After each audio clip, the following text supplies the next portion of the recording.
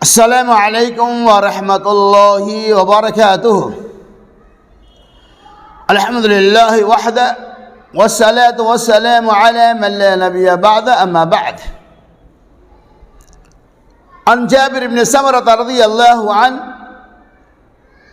قال ان رجلا سأل رسول اللہ صلی اللہ علیہ وسلم اتوضأ من لحوم الغنم قال ان شئت فتوضأ وان شئت فلا توضأ قال اتوضأ من لحوم الابل قال نعم فتوضأ من لحوم الابل رواہ مسلم۔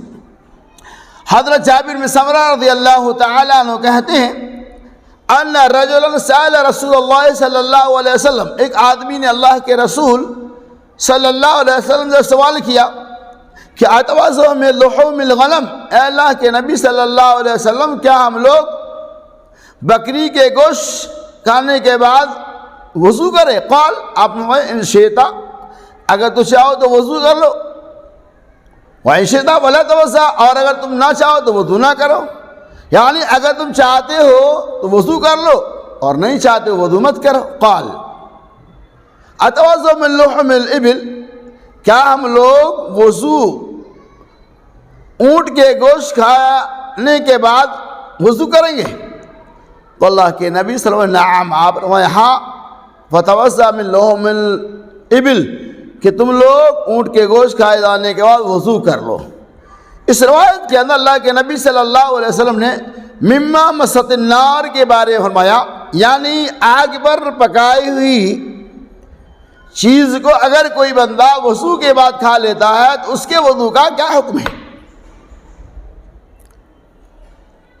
صحابی رسول نے یہ سوال کیا کہ اللہ کے نبی صلی اللہ علیہ وسلم ہم لوگ بکری کے گوشت کھائے جانے کا وضو کریں گے؟ یعنی ہم وضو کر چکے ہیں اور ہمیں بکری کے گوشت کھانے کا اتفاق ہوا، تو کیا ہمیں دوبارہ وضو کرنا پڑے گا؟ آپ نے فرمایا اس کی کوئی ضرورت ہے، اگر تم چاہو تو وضو کر لو اور چاہو تو نہ کرو۔ تو کیا پتہ چلا کہ آگ پر پکائے ہوئی بکری کا گوشت اور وہ کھانا وغیرہ اگر کھا لے تو وضو کرنے کی کوئی ضرورت نہیں، اگر چاہے تو کر لے چاہے تو نہ کرے، کوئی مسئلہ نہیں ہے۔ کبھی کبھار کیا ہوتا ہے کہ وضو کرنے کے بعد ہمیں کوئی چیز کھانے کا اتفاق ہوتا ہے تو ہم یہ کہہ کے ٹال دیتے کہ ہم باوضو ہیں، ہم ابھی نہیں کھا سکتے ہیں۔ مطلب یہ ہوتا ہے کہ شاید اگر ہم کچھ کھا لیں گے تو وضو ٹوٹ جائے گا، ایسا کوئی مسئلہ نہیں ہے۔ وضو کرنے کے بعد اگر کوئی بھی سامان کھا لیں گے، بکری کا گوشت ہی نہیں، کوئی بھی سامان آپ کھا لیں گے، چائے ہے، گرم دودھ ہے یا کوئی بھی چیز ہے، تو اس کی وجہ سے آپ کا وضو نہیں ٹوٹے گا۔ آپ کو اختیار اللہ کے رسول نے دیا ہے صلی اللہ علیہ وسلم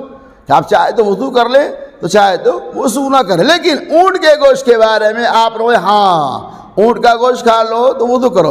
اونٹ کے گوشت کھائے جانے کے بارے میں اللہ فرمائے ہاں اونٹ کے گوشت کھائے جانے کے بعد میں وضو کرنا ہوگا۔ لیکن اس حدیث پہ علماء کے درمیان اختلاف ہے، گرچہ اس حدیث کے اندر اونٹ کے گوشت کھائے جانے کے بعد وضو کرنے کا حکم ثابت ہو رہا ہے، لیکن بعض محدثین جیسا کہ امام شافعی رحمۃ اللہ علیہ، امام حنیفہ رحمۃ اللہ علیہ، امام مالک رحمۃ اللہ علیہ اور جمہور کا قول یہ ہے کہ یہاں وضو سے مراد ہاتھ اور منہ وغیرہ دھونا ہے، چونکہ اونٹ کے گوشت کے اندر لسدار ہوتا ہے، اونٹ کے گوشت کی ایک بو ہوتی ہے جس کی وجہ سے ہاتھ وغیرہ دھونا، منہ وغیرہ دھونا ضروری ہے۔